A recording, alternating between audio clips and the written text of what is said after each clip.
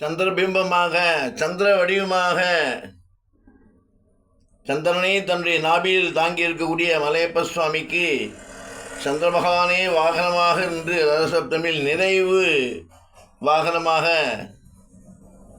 சேவை சாதிக்கிறார் சந்திரபகவானுடன் மலையப்ப சுவாமி. நம்முடைய குறைகளும் கஷ்டங்களும் தெரியும்.